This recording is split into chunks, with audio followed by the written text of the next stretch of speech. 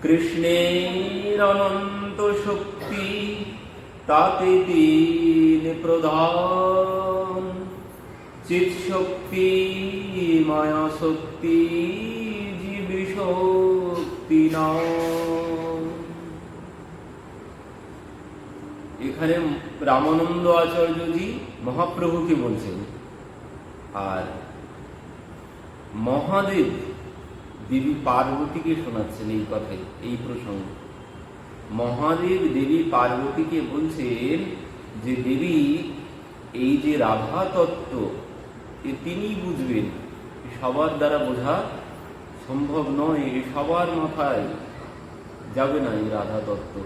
বলছেন এই রাধা তত্ত্ব তিনি বুঝবেন যিনি, মানে যার উপরে স্বয়ং প্রিয়াজির কৃপা হবে, একমাত্র তিনি তার এই তত্ত্ব অনুধাবন করতে পারবেন, অন্য কারো দ্বারা সম্ভব নয়।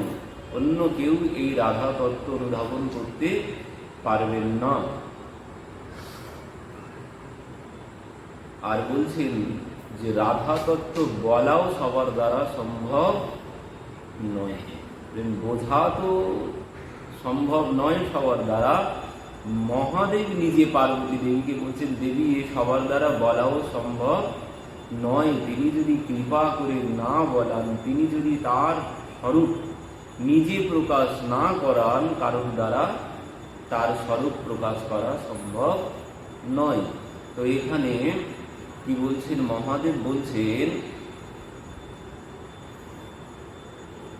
রসম এবায়ম লভ্যানন্দী ভবতি ব্রহ্ম আনন্দ স্বরূপ। গৌতমীয় তন্ত্রে বলছেন কৃষ্ণময়ী দেবী প্রত্যা রাধিকা পরদেবতা সর্বলক্ষ্মীময়ী সর্বকান্ত্য সম্মোহিনী পরা।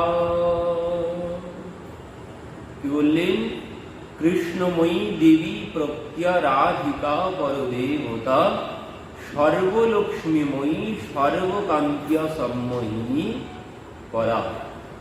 প্রিয়াজির স্বরূপ হচ্ছে কৃষ্ণময়ী, প্রিয়াজি হচ্ছে কৃষ্ণময়ী, প্রিয়াজি কৃষ্ণময়ী।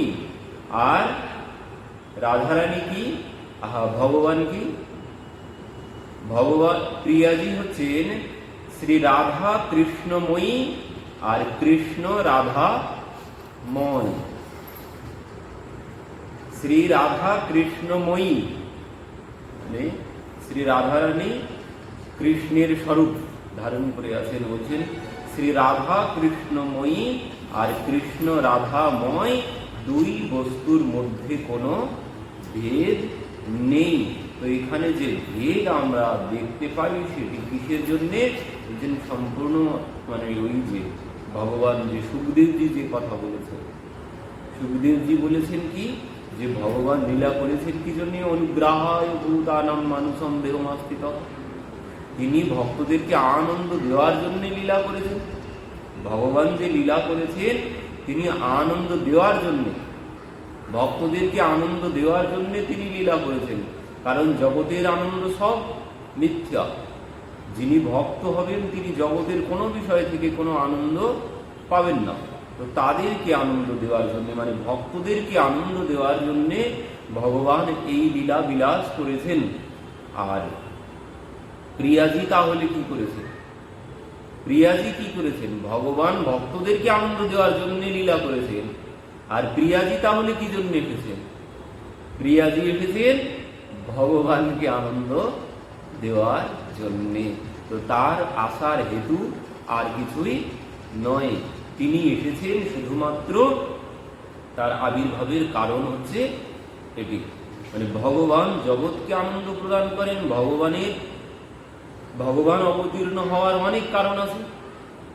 ভগবান যে অবতীর্ণ হয়েছেন, ভগবান অবতীর্ণ হওয়ার পেছনে অনেক কারণ বলে শেষ করা যাবে না। ভগবান কি জন্য এসেছেন তার মধ্যে তো গীতায় নিজের মুখেই বলেছেন, यदा यदा हि धर्मस्य ग्लानिर्भवति भारत यद्बुद्ध्यानम् अधर्मस्व तदात्मानं सृजाम्यहम् परित्राणाय साधूनां विनाशाय च दुष्कृतं धर्म समस्तपनर्थाय সম্ভবামি যুগে যুগে। তিনি যুগে যুগে অবতীর্ণ হয়েছেন এই জন্য। তার অবতীর্ণ হওয়ার পেছনে অনেক কারণ আমরা দেখতে পাই, কিন্তু প্রিয়াজি যে অবতীর্ণ হয়েছেন তিনি কি জন্য অবতীর্ণ হয়েছেন, তার অবতীর্ণ হওয়ার কারণ কি বললেন? জন্ম লিও মোহনহিত সামা। জন্ম লিও মোহনহিত সামা আনন্দ নিধি সুকুমার। কি বললেন? জন্ম লিও মোহনহিত সামা, মানে তিনি মোহনহিত সামা, ভগবান জগতের হিত করার জন্য এসেছেন। আর প্রিয়াজি এসেছেন মোহনহিত সামা, মানে তিনি ভগবানের হিত করার জন্য, ভগবানকে আনন্দ দেওয়ার জন্য। ভগবান এসেছেন জগৎকে আনন্দ দেওয়ার জন্য, জগৎকে রক্ষা করার জন্য, সাধু সন্তকে রক্ষা করার জন্য, দুষ্কৃতকারীকে বিনাশ করার জন্য। কিন্তু প্রিয়াজি এসেছেন জন্ম লিও মোহন হিত সমা। প্রিয়াজি এসেছেন ভগবানের হিতের জন্য, ভগবানকে আনন্দ প্রদানের জন্য। আর অন্য কোনো তার আবির্ভাবের অন্য কোনো কারণ খুঁজে পাওয়া যায় না। একটাই মাত্র কারণ, তিনি ভগবানকে আনন্দ দেওয়ার জন্য অবতীর্ণ হয়েছেন এই জগতে, এই ধরাধামে।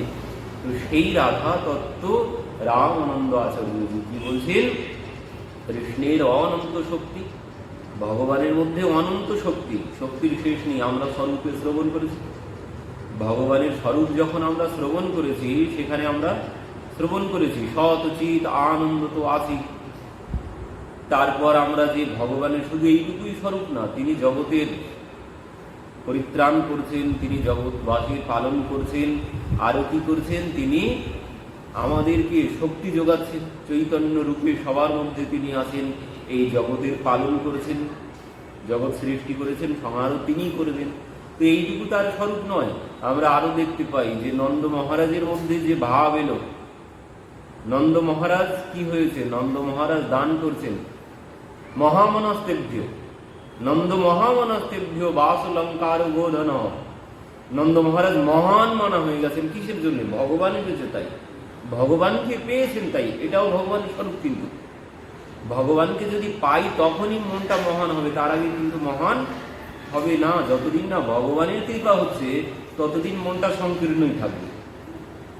ততদিন আমি গতদিনই আলোচনা করছিলাম, মন যদি ভগবানকে না পাই, ভগবানের কৃপা, গুরুর কৃপা যদি না হয়, তাহলে মন সংকীর্ণ, ওই সংসারটাকেই নিজের বলে মনে হবে। কিন্তু যাদের উপরে ভগবান কৃপা করেছেন, একটুখানি জগতের দিকে তাকিয়ে দেখুন, যাদের উপরে ভগবান কৃপা করেছেন তাদের দিকে একটু তাকিয়ে দেখুন, তারা সবাই জগতের সেবায় নিজেদেরকে নিযুক্ত করেছেন। কিসের জন্যে? তারা নিজেদেরকে জগতের সেবায় নিযুক্ত করেছেন। কিসের জন্যে? কারণ তাদের মনটা মহান হয়ে গেছে ভগবানের কৃপাতে। তারা আর নিজের সংসারটাকেই সর্বস্ব ভাবে না। আমি আমার মন সংকীর্ণ, আমি আমার সংসারটাকে, আমার পত্নী, আমার ছেলে, আমার মেয়ে, এটাই আমার পৃথিবী, এইটুখানি। কেন? আমার মন সংকীর্ণ তাই। কিন্তু যাদের উপরে ভগবানের কৃপা হয়েছে তাদের এই বসুধৈব কুটুম্বকম, মানে এই জগৎটাই তাদের পরিবার, জগৎটাকে তারা নিজের পরিবার বলে মনে করে। সবাই তাদের সন্তান, সবাই তাদের পিতামাতা। দেখবেন এই যত বড় বড় বক্তা আছে, যত বড় বড় ভাগবত বক্তা আছে, তারা সর্বক্ষণ সমাজের সেবায় নিয়োজিত, সর্বক্ষণ তারা সমাজের সেবায় নিয়োজিত আছে। তারা সর্বক্ষণ সমাজ সেবা কি জন্য করার দরকার? কি জন্য করার দরকার? তো এই জন্যে তারা করছে, কারণ তারা, তাদের উপরে যখন ভগবানের কৃপা হয়েছে, তাদের মনটা বড় হয়ে গেছে, মনটা প্রসারিত হয়েছে। তাদের এখন বসুধৈব কুটুম্বকম, মানে জগৎটাই তাদের পরিবার বলে তারা মনে করেন। এই জন্যে তারা সমাজ সেবায় নিয়োজিত থাকে। কিন্তু আমার মনটা সংকীর্ণ, আমি সংসারের সেবায় পড়ে আছি।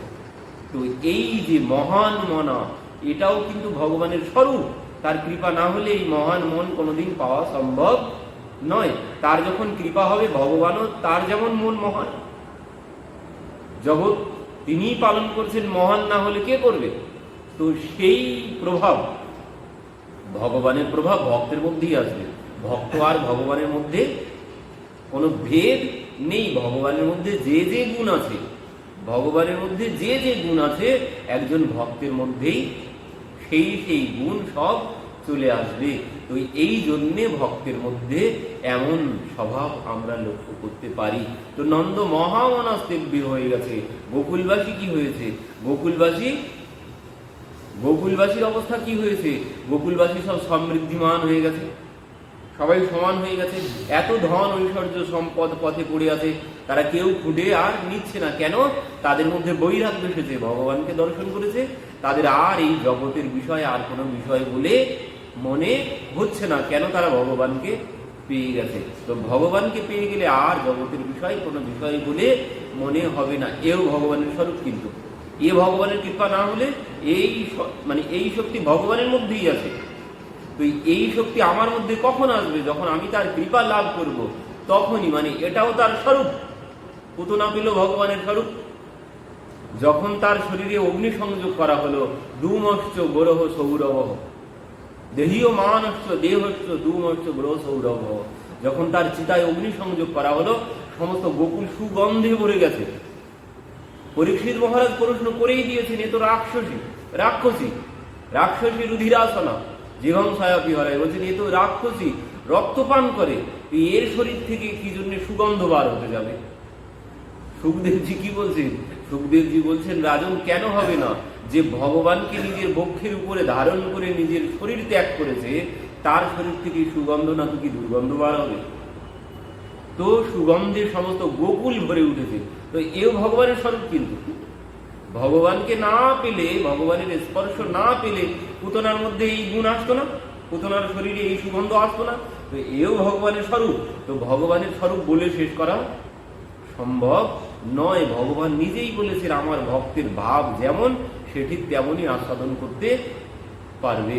তো এই শুধু ভগবানের স্বরূপ সচ্চিত আনন্দের মধ্যেই সীমাবদ্ধ নয়। তো এই ভগবানের অনন্ত শক্তি, এগুলো সব ভগবানের শক্তি। এই স্বরূপ ভগবানের শক্তি, এগুলো সব তার মধ্যে এই শক্তি আছে। ভক্তের মধ্যে ভক্তি, ভক্ত, ভগবন্ত, গুরু চতুর্নাম বপু এক। ভক্তি, ভক্ত, ভগবন্ত, গুরু, এনাদের মধ্যে কোনো ভেদ নেই। যাদের উপরে ভগবানের কৃপা হয়েছে, তার থেকে আর ভগবানের থেকে কোনো ভেদ নেই। এই শক্তি ভগবানের মধ্যে যে শক্তি, ভক্তের মধ্যে ওই শক্তি। তো ভগবানের শক্তি বলে শেষ করা সম্ভব নয়। তো বললেন অনন্ত শক্তির মধ্যে তিন শক্তি প্রধান। ভগবানের অনন্ত শক্তির মধ্যে তিন শক্তি প্রধান।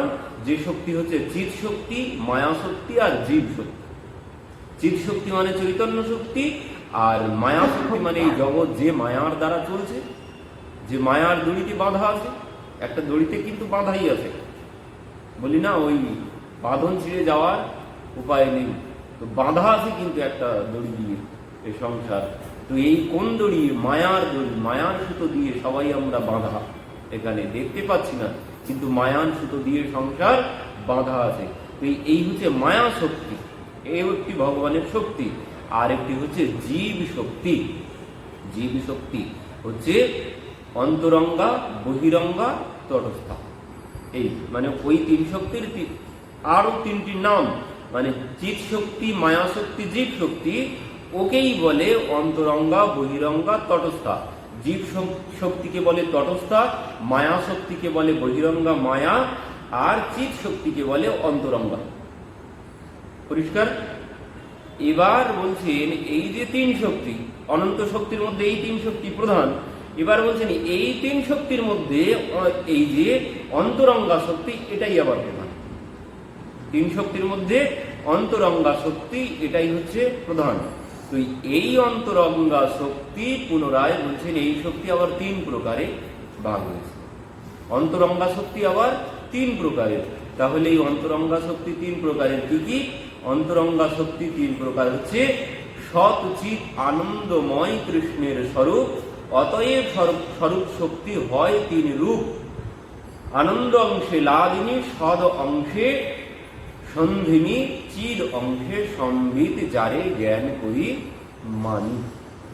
অন্তরঙ্গা শক্তি, ওই শক্তি তিন প্রকারে। কি কি?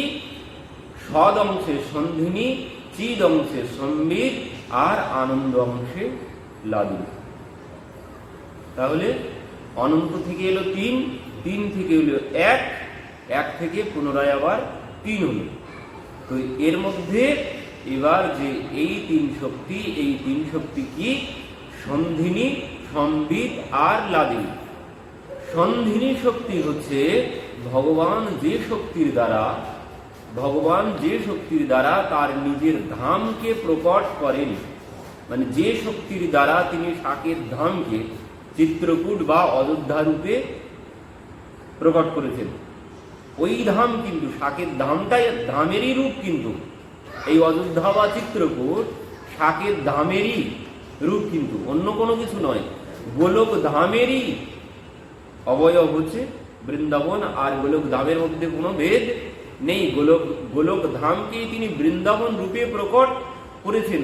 তো বলছেন ওই যে শক্তির দ্বারা তিনি গোলক ধামকে বৃন্দাবন রূপে আমাদের সম্মুখে এনে হাজির করেছেন, গোলক ধামকে তিনি যে শক্তির দ্বারা আমাদের সম্মুখে এনে হাজির করেছেন, সেই শক্তিকে বলে সন্ধিনী শক্তি। আর দ্বিতীয় শক্তি হচ্ছে সম্বিত। সম্বিত শক্তি আর কিছু নয়, সম্বিত শক্তি হচ্ছে ঐশ্বর্য শক্তি, যে শক্তির মূরতি হচ্ছেন স্বয়ং লক্ষ্মী দেবী। এই হচ্ছে সম্বিত শক্তি। আর পরবর্তীতে হচ্ছে আনন্দ, লাদিনী। এই লাদিনী আর কিছু নয়, লাদিনী হচ্ছে ওই আনন্দ। আনন্দের শেষ সীমাকে বলে লাদিনী। আনন্দের মানে সর্বোচ্চ অবস্থা, যার পরে আর আনন্দ নেই, তো তাকে বলে লাদিনী। এবার লাদিনীর শেষ সীমাকে বলে প্রেম, প্রেমের শেষ সীমাকে বলে মহাভাব। তো সেই মহাভাব স্বরূপিনী রাধা ঠাকুরানী। এই হচ্ছে প্রিয়াজির স্বরূপ। তো প্রিয়াজির আবির্ভাব কি করে হলো? এই যে তিনি মহাভাব স্বরূপিনী রাধা ঠাকুরানী, তার আবির্ভাব আমরা গতদিনই শ্রবণ করেছিলাম। রাধা পূর্ণ শক্তি, কৃষ্ণ পূর্ণ শক্তিমান, দুই বস্তু ভেদ নাই শাস্ত্র প্রমাণ। গোবিন্দ্যানন্দিনী রাধা গোবিন্দ্য মোহিনী, গোবিন্দ্য সর্বস্ব সর্বকান্তা শিরোমণি। কি বললেন? গোবিন্দ্যানন্দিনী রাধা, গোবিন্দ মোহিনী, মানে ভগবান জগৎকে আনন্দ দেন। আমরা আগেই শ্রবণ করেছি, ভগবান জগৎকে আনন্দ দেন, কিন্তু ভগবানকে যিনি আনন্দ প্রদান করেন তিনি হচ্ছেন রাধারানী। গোবিন্দানন্দিনী মানে গোবিন্দকে যিনি আনন্দ দান করেন তিনি গোবিন্দানন্দিনী রাধা। গোবিন্দ মোহিনী মানে গোবিন্দকে যিনি মোহিত করেন। ভগবান সবাইকে মোহিত করেন, কিন্তু ভগবানকে যিনি মোহিত করেন তিনি হচ্ছেন রাধা। গোবিন্দ সর্বস্ব, গোবিন্দের সর্বস্ব হচ্ছেন তিনি। সর্বকান্তা শিরোমণি। এবার বলছেন সর্বকান্তা শিরোমণি। সর্বকান্তা কারা? গোপীরা। সর্বকান্তার শিরোমণি তিনি। যত গোপী আছে ভগবান যাদের যাদের সাথে রাস করেছেন তারা আর কেউ নন, তারা সবাই হচ্ছেন স্বয়ং রাধারানীরই স্বরূপ। তারাও কিন্তু সব মহাভাব স্বরূপিনী। প্রিয়াজি যেমন মহাভাব স্বরূপিনী, প্রিয়াজি মহাভাব স্বরূপিনী, তো প্রিয়াজির অংশ তাও তো তারাও মহাভাব স্বরূপিনী হবে। তারা কি অন্য কিছু হবে নাকি? তিনি মহাভাব স্বরূপিনী, তারা কি অন্য, তার অংশ থেকে যারা নির্গত হয়েছে তারা কি অন্য কিছু হবে নাকি? তারাও অন্য কোনো কিছু নয়। যত গোপী যত সখী তারাও সবাই মহাভাব স্বরূপিনী। তো তাদের আবির্ভাব কি জন্যে হলো? তাদের আবির্ভাব কি জন্যে হলো? এই যে কান্তাগণ, তো তাদের আবির্ভাব এই জন্যে হলো। প্রিয়াজির আবির্ভাব কি জন্যে হলো? প্রিয়াজির আবির্ভাব হলো ভগবান মনে মনে সংকল্প করলেন। একা একা কি কোনো খেলা করা যায়? একা একা খেলা হয় না। তিনি ভাবলেন যদি 1 থেকে 2 হতে পারতাম তাহলে তার সাথে খেলতে পারতাম। এই যখন সংকল্প করেছেন ভগবানের বাম অঙ্গ কাঁপতে শুরু করেছে। তো তো সেই বাম অঙ্গ কাঁপতে কাঁপতে বাম অঙ্গ থেকে এক দিব্য জ্যোতি আবির্ভাব হলো, আর সেই দিব্য জ্যোতি থেকে প্রিয়াজির আবির্ভাব হয়েছে।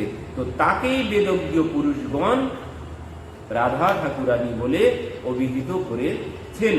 তো এবার কি হলো, ভগবানের ভাবনা জাগলো যে আমি যদি 1 থেকে 2 হতে পারতাম তাহলে আমি তার সাথে খেলতে পারতাম, একা খেলা সম্ভব নয়। তো এবার যখন প্রিয়াজির আবির্ভাব হয়েছে, প্রিয়াজি কি ভেবেছেন?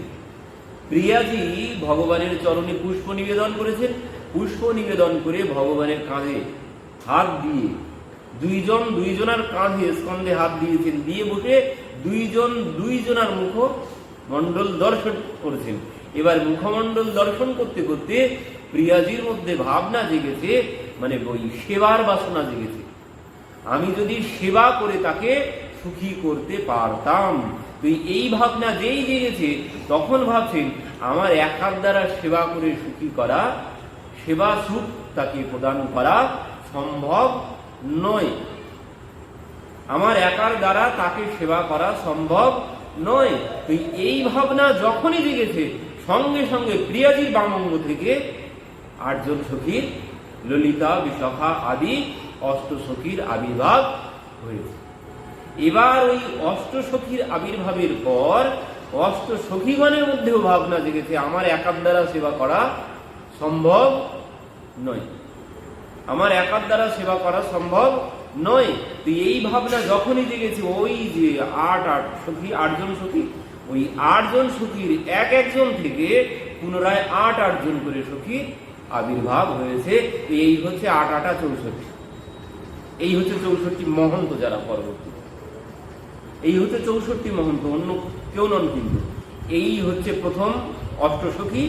প্রথম অষ্টসখী থেকে যে 8 সখী, ললিতা সখীর থেকে 8 জন, বিশাখা সখীর থেকে 8 জন, চিত্রা সখীর থেকে 8 জন, তো এইভাবে 8 সখীর থেকে 8 জন সখীর আবির্ভাব হয়েছে। এই 8 64 জন সখী, এনারাই 64 মহন্ত রূপে গৌরলীলায় এসেছেন। আমাদের যে 64 মহন্তের ভোগ হয় এ কিন্তু আর কারো নয়, এই অষ্টসখীর অষ্ট সখীগণ তাদেরই ভোগ হয়, এনারাই হচ্ছেন 64 মহন্ত, আর অন্য কেউ নন। তো এই সখীগণ যখন আবির্ভূতা হয়েছেন, কিভাবে আবির্ভূতা হয়েছে? প্রিয়াজির অঙ্গ থেকে, মানে সেবার বাসনা নিয়ে প্রিয়াজি ভেবেছেন সেবার কথা।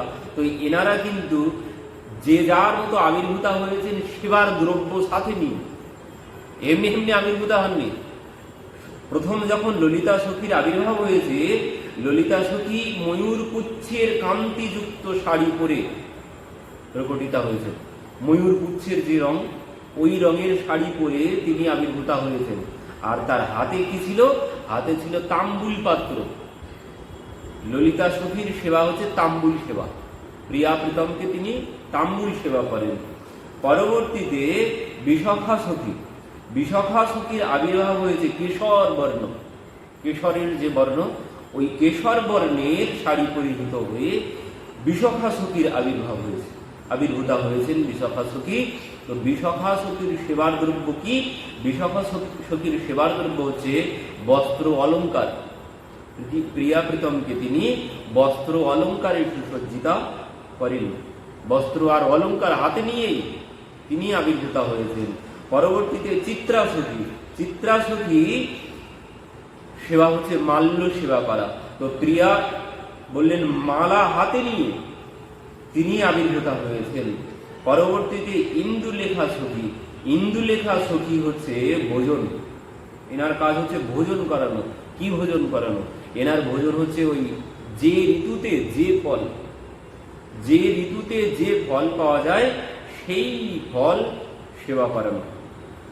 প্রিয়া প্রীতমকে বললেন সেই ঋতু অনুকূল ফল মূল হাতে নিয়ে তিনি আবির্ভূতা হয়েছেন। পরবর্তীতে রঙ্গদেবী, তার সেবার দ্রব্য হচ্ছে ওই তিলক, মালা চন্দন, তিলক চন্দন নিয়ে তিনি আবির্ভূতা হয়েছেন, কেশর চন্দন নিয়ে। তুঙ্গবিদ্যা সখী, তো তুঙ্গবিদ্যা সখী এনার কাজ কি? তুঙ্গবিদ্যা সখীর কাজ হচ্ছে এনার বিদ্যা সবার থেকে তুঙ্গে, তুঙ্গবিদ্যা, এই জন্য ওনার নাম তুঙ্গবিদ্যা, মানে এনার বিদ্যা সবার তুঙ্গে। কোন বিদ্যা? শাস্ত্রীয় বিদ্যা। সখীগণ সবাই কিন্তু এনারা শাস্ত্রীয় সঙ্গীতে একদম তুঙ্গে, এনারা সবাই কেউ কমতি নন। তার মধ্যে বললেন তুঙ্গ বিদ্যা সখী, তুঙ্গ বিদ্যা সখী ইনি বাদ্যযন্ত্র নিয়ে আবির্ভূতা হয়েছেন। ইনি গান বাজনা গান শ্রবণ করান, গীত শ্রবণ করান প্রিয়া প্রীতমকে। আর চম্পকলতা সখী চামর হাতে নিয়ে এনার সেবা হচ্ছে চামর ব্যজন করা, চম্পকলতা সখী। আর সুদেবী সখী এনার সেবা হচ্ছে জল সেবা করানো। তো সেই হাতে জল নিয়ে, জলের পাত্র নিয়ে, জল নিয়ে তিনি আবির্ভূতা হয়েছেন। এই সখীগণ প্রভুকে সেবা করেন, প্রিয়া প্রীতমকে সেবা করেন। তো কিভাবে সেবা করেন? এনারা সবাই, এনাদের কাউকে কিন্তু কোনো কিছু বলতে হয় না, কাউকে বলতে হয় না এক গ্লাস জল দাও, কোনো কিছু কাউকে বলতে হয় না। প্রভুর ভাবার আগে, প্রভুর ভাবনার আগে, মনে ভাবনা জাগার আগে তারা সবাই তাদের সেবার বিষয় নিয়ে সম্মুখে উপস্থিত হয়ে যান। কাউকে কোনো কিছু বলতে হয় না, তারা সবাই জেনে যান কখন কিসের প্রয়োজন, তারা ঠিক তখন সেটি সম্মুখে নিয়ে সম্মুখে দাঁড়িয়ে যান। তো এইভাবে তারা সবাই সেবা করেন। তো এই জন্যে বলছেন সর্বকান্তা শিরোমণি। প্রিয়াজি হচ্ছেন সর্বকান্তা শিরোমণি, মানে এই অষ্টসখী সব যত সখী এসেছে সবাই এই প্রিয়াজির থেকেই আবির্ভূতা হয়েছেন। তো এখানে কি বলছেন যে সর্ব আকর্ষতি ইতি কৃষ্ণ, সর্ব আকর্ষতি ইতি কৃষ্ণ, যিনি জগৎকে আকর্ষণ করেন তিনি হচ্ছেন কৃষ্ণ। আর কৃষ্ণকে যিনি আকর্ষণ করেন তিনি হচ্ছেন রাধা। জগৎকে যিনি আকর্ষণ করেন তিনি হচ্ছেন কৃষ্ণ। কর্ষয়তি ইতি কৃষ্ণ, যিনি সমস্ত জগৎকে আকর্ষণ করেন, কিন্তু সেই কৃষ্ণকে যিনি আকর্ষণ করেন তিনি হচ্ছেন রাধা। তো কেমন বলছেন, গোবিন্দ যদি সিন্ধুক হয়, গোবিন্দ যদি সিন্ধুক হয় তাহলে সেই সিন্ধুকের মধ্যে যে সম্পদ আছে, মানে আরো সহজ করে বোঝানোর জন্য উদাহরণ, গোবিন্দ যদি সিন্ধুক হয় ঘরের মধ্যে, তো সেই সিন্ধুকের কোনো মূল্য আছে? সিন্ধুকের কোনো মূল্য নেই। সিন্ধুকের ভিতরে যেগুলো আছে মূল্য হচ্ছে তার। তো গোবিন্দ হচ্ছে সিন্ধুক, আর সিন্ধুকের মধ্যে যে সম্পদ আছে সেই সম্পদ হচ্ছে রাধা ঠাকুরানী। বললেন ওই মিছিরি, মিছিরি, মিছিরির কোনো মূল্য আছে? মিছিরির কোনো মূল্য নেই, মিছিরির স্বাদটার মূল্য আছে। ওই স্বাদটাই হচ্ছে রাধা ঠাকুরানী। তো এই জন্য বলছেন আমার ধন রাধা শ্রী রাধা, শ্রী রাধা জীবন ধন রাধা, রাধা রাধা রাধা রাধা, আমার ধন রাধা শ্রী রাধা, শ্রী রাধা জীবন ধন রাধা, রাধা রাধা রাধা রাধা, আমার ধন রাধা শ্রী রাধা, শ্রী রাধা পরম ধন রাধা, রাধা রাধা রাধা রাধা, আমার ধন রাধা শ্রী রাধা, শ্রী রাধা। তোই মানে সিন্ধুক হচ্ছে ভগবান, সিন্ধুকের মধ্যে যে ধন মানে সম্পদ আছে সেটাই হচ্ছে স্বয়ং রাধা ঠাকুরানী, তিনি আর অন্য কোনো কিছু নয়। বললেন আগুন, আগুনের মধ্যে যে তাপ আছে, আগুনটা যদি গোবিন্দ হয়, আগুন যদি গোবিন্দ হয়, আগুনের যে তাপ, আগুনের যে তাপ, সেই তাপটাই হচ্ছেন রাধা ঠাকুরানী। সমুদ্র যদি গোবিন্দ হয়, সমুদ্রের যে তরঙ্গ, সেই তরঙ্গই হচ্ছেন রাধা ঠাকুরানী। তিনি আর অন্য কেউ নন, তিনি হচ্ছেন গোবিন্দানন্দিনী, গোবিন্দীয় সর্বস্ব, গোবিন্দীয় মোহিনী। যিনি গোবিন্দকে মোহিত করেন তিনি হচ্ছেন রাধা ঠাকুরানী। তো রামানন্দ আচার্যজি এখানে পরবর্তীতে বর্ণনা করছেন কি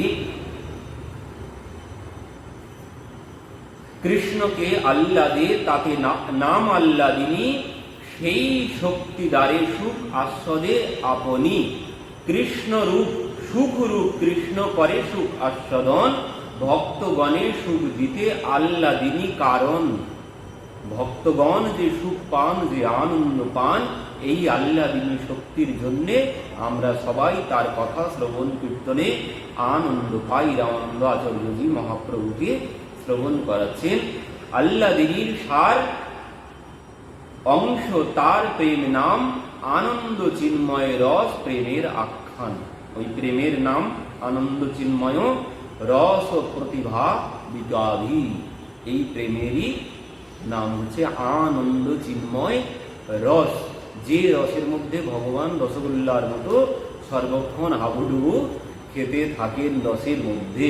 এই আল্লাদিনী, এই রসের মধ্যে ভগবান সর্বক্ষণ, এই মহাভাব স্বরূপিণী এই রস, এই রসের মধ্যে ভগবান সর্বক্ষণ নিমজ্জিত থাকেন।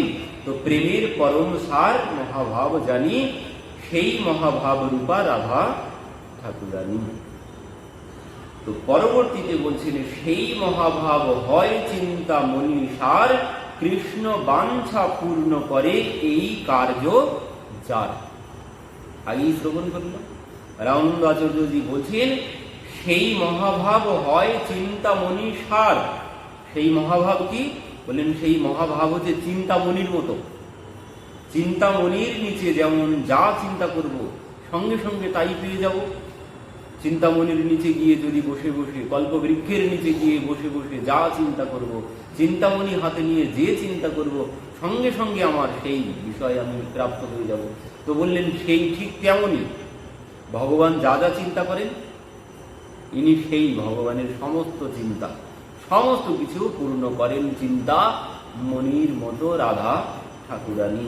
তো এই জন্য বললেন সেই মহাভাব হয় চিন্তামণি সার, কৃষ্ণ বাঞ্ছা পূর্ণ করে এই কার্য যার। ভগবানের মনোবাসনা পূর্ণ করাই হচ্ছে প্রিয়াজির কাজ। জগতের মনোবাসনা ভগবান পূর্ণ করেন, ভগবানের মনোবাসনা পূর্ণ করেন প্রিয়াজি। এই হচ্ছে প্রিয়াজির কাজ। তো মহাভাব চিন্তামণি রাধার স্বরূপ, ললিতা আদি সখী তার কায়ে গুহ রূপ। ললিতা আদি সখীগণ তারই স্বরূপ, অন্য কোনো কিছু নন। তো রাধা প্রতি কৃষ্ণ স্নেহ সুগন্ধি উজ্জ্বতন, তাতে অতি সুগন্ধি দেহ উজ্জ্বল বরণ। বললেন ভগবানের দেহ যে উজ্জ্বল বরণ ধারণ করেছে, বললেন যেমন সাজগোজ করলে একটা দেহের জ্যোতি নির্গত হয় না, সাজগোজে যেমন দেহের জ্যোতি নির্গত হয়, দেখতে সুন্দর লাগে, তো ঠিক তেমন সেই ভগবানকে, ভগবানের যে অঙ্গের জ্যোতি, ভগবানের অঙ্গের জ্যোতি কি বললেন? ভগবানের অঙ্গের জ্যোতি আর কোনো কিছু নয়, ভগবানের অঙ্গের জ্যোতি হচ্ছে রাধা ঠাকুরানী। বললেন তার জন্যেই আমরা এর আগে এক জায়গায় শ্রবণ করেছিলাম, খুব একটা তো আমার স্মরণ নেই, তো ওই বলছেন রাসমণ্ডলের কথা, রাসের যখন বর্ণনা হচ্ছিল সেখানে বলছেন ভগবান এখানেই তার সৌন্দর্য মানে পূর্ণতা প্রাপ্ত হয়েছে। ভগবানের সৌন্দর্য রাসমণ্ডলেই পূর্ণতা প্রাপ্ত হয়েছে। কেন? কারণ ভগবান তো কালো, ভগবান কালো, কিন্তু সখীগণ তাদের তো সোনার অঙ্গ। তো সোনার পাশে যখন সেই কালো বরণ দাঁড়িয়ে আছে, মানে দুইজন পরিষ্কার ব্যক্তি কোনো কিছু মাহাত্ম্য রাখে না, দুইজন কালো ব্যক্তি কোনো মাহাত্ম্য রাখে না। যাদের দুইজনের গায়ের বর্ণ একই রকম, ওতে কোনো কিছু একটা বিশেষ কিছু চোখে লাগবে না, দুইজনাই পরিষ্কার, কোনো কিছু একটা চোখে লাগবে না। কিন্তু যেখানে দেখা যাবে একজনের বর্ণ খুব গৌর বর্ণ আর একজন মানে কালো বর্ণের, যদি দুইজনা একসাথে হয় তখনই দুইজনাকে আরো বেশি করে ফুটবে। কিন্তু দুইজনা পরিষ্কার ব্যক্তি, ওতে কিছু ফুটবে না। দুইজনাই কালো, তাতেও কিছু ফুটবে না। কিন্তু যদি একজন পরিষ্কার হয় আর একজন কালো হয়, তখনই কিন্তু দুইজনাকেই ফুটবে বেশি। তো এই জন্যে বলছেন রাসমণ্ডলে যখন ভগবান গোপীদের মাঝখানে নৃত্য করছেন, তো ভগবানের সৌন্দর্য এখানেই পূর্ণতা পেয়েছে। ভগবান যেন দিব্য জ্যোতি লাভ করেছে, এখন যেন তার অঙ্গ থেকে ওই জ্যোতি নির্গত হচ্ছে, চকচক করছে কালো বর্ণ। এই জন্য গোপীরা বলেছেন যে ভগবান এখানেই পূর্ণতা প্রাপ্ত হয়েছেন রাসমণ্ডলে এসে। তো এই জন্যে বলছেন যে ভগবানের অঙ্গের যে ঔজ্জ্বল্য, ভগবানের অঙ্গের যে ঔজ্জ্বল্য, ভগবান একা যখন থাকেন কোনো ঔজ্জ্বল্যতা নেই ভগবানের মধ্যে, একা যখন থাকেন ভগবানের মধ্যে কোনো ঔজ্জ্বল্যতা নেই, কিন্তু যখন প্রিয়াজির পাশে দাঁড়ান তখনই ভগবান চকচক করতে থাকেন, তখনই বেশি চোখে লাগে। কালোর পাশেই সাদাটা বেশি ফুটবে, সাদার পাশেই কালোটা বেশি ফুটবে। তো এই জন্য বললেন প্রিয়াজির পাশে যখন দাঁড়ান তখনই ভগবানের ঔজ্জ্বল্যতা বাড়ে। তো এই জন্য বলছেন ভগবানের সমস্ত ওই সুগন্ধ আদি, মানে যেভাবে সাজগোজে যেমন রূপ সৌন্দর্য বৃদ্ধি পায়, ভগবানের সৌন্দর্য বৃদ্ধি পেয়েছে এই প্রিয়াজির জন্যে। প্রিয়াজি না হলে ভগবানের সৌন্দর্য বাড়তো না, বৃদ্ধি পেত না। তো কারুণামৃত ধারায় স্নান প্রথম, তারুণামৃত ধারায় স্নান মধ্যম, লাবণামৃত ধারায় তদুপরি স্নান, নীল নিজ লজ্জ শ্যাম পট্ট ষাটি পরিধান। কি বলছেন? যে কারণামৃত ধারায় স্নান প্রথম, মানে প্রাতের প্রভাতের যে স্নান, প্রভাতের স্নানে এক রকমের সৌন্দর্য বৃদ্ধি পায়। তো তাকে কি বলে? কারণামৃত ধারায় স্নান, মানে প্রভাতের স্নান। আর মধ্যাহ্নের মানে তারুণামৃত, মধ্যাহ্নের যে স্নান তারুণামৃত, মানে তারুণ্য, বয়সের তারুণ্য বলে না, এই হচ্ছে মধ্যাহ্নের স্নান। মানে বয়সের যখন মধ্যসীমা আসে, মানে যৌবন আসে, তাকে বলে তারুণামৃত ধারায় স্নান, যেমন দুপুরের স্নান। তো এখানে বলছেন প্রাতের স্নানের সৌন্দর্য বেড়েছে, মানে স্নানে তো সৌন্দর্য বাড়ে, তো প্রাতের স্নানের সৌন্দর্য বেড়েছে। কারুণামৃত ধারায় স্নান প্রথম, আর তারুণামৃত ধারায় স্নান মধ্যম, মানে মধ্যাহ্নের স্নান। আর লাবণামৃত ধারায় তদুপরি স্নান, মানে লাবণামৃত ধারায় নিজ লজ্জ শ্যাম পট্ট ষাটি পরিধান। বলেন প্রিয়াজি শ্রী রাধা দেহ করুণা নবযৌবন ও লাবণামৃতের মূল আশ্রয়। তো এই শ্রী রাধা যে পরম লজ্জাবতী, তাহাতে তাহাই বুঝাইতেছে পরিধেয় বস্ত্র ন্যায় লজ্জা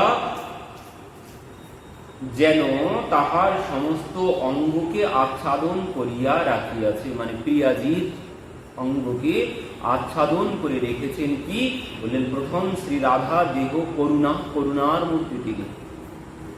শ্রী রাধা দেহ করুণার মূর্তি তিনি। ভগবান করুণার সময় ভগবান তার করুণার জন্য অনেক শর্ত আছে, কিন্তু ভগবানের জন্য শর্ত আছে। ভগবান সবাইকে কৃপা করেন না। কি শর্ত দিয়ে রেখেছে? নির্মল মনজন সৌ মোহে পাওয়া, মোহে কপট ছল ছিদ্র না ভাবা। যার মনটা নির্মল হয়েছে সেই আমাকে পেতে পারে। যার মধ্যে কপট ছল চাতুরি আছে সে আমাকে কিন্তু পাবে না। তো ভগবান দেখে শুনে বিচার করে তারপর কৃপা করেন। তিনি দেখে শুনে বিচার করে তারপর কৃপা করবেন। কিন্তু প্রিয়াজি তিনি দেখে শুনে বিচার করে কৃপা করেন না। তিনি কোনো কিছু বিচার করেন না। মা কোনো কিছু বিচার করে? মা যেমন কোনো কিছু বিচার করে না, পিতা বিচার করে। পিতা সন্তানকে কোলে নিতে গেলে বিচার করবে, করবে না? যদি সন্তানের শরীরে যদি মলমূত্র লেগে থাকে, পিতা কোলে করবে নাকি? কোলে করবে না। সে পরিষ্কার হবে তারপর কোলে করবে। তো ভগবানও ঠিক তেমন বলছে, তুমি আগে পরিষ্কার করে এসো আগে। তো পরিষ্কার কে করবে? মা পরিষ্কার করবে। তো ঠিক তেমন বলছেন প্রিয়াজি তিনি হচ্ছেন পরিষ্কার করবেন। তিনি হচ্ছেন করুণার মূরতি। তিনি করুণার মূরতি, তিনি পরিষ্কার করবেন আমার ভিতরের যত ময়লা আছে। ভগবান পরিষ্কার করবেন না, তিনি পরিষ্কার করবেন। তিনি যদি পরিষ্কার করেন তারপর ভগবানকে পাব। তো এই জন্য এই একটা ভজন আছে না, নাম মেরি রাধা রানী কা जिसने गाया है, बाके बिहारी ने उसे अपना बनाया है।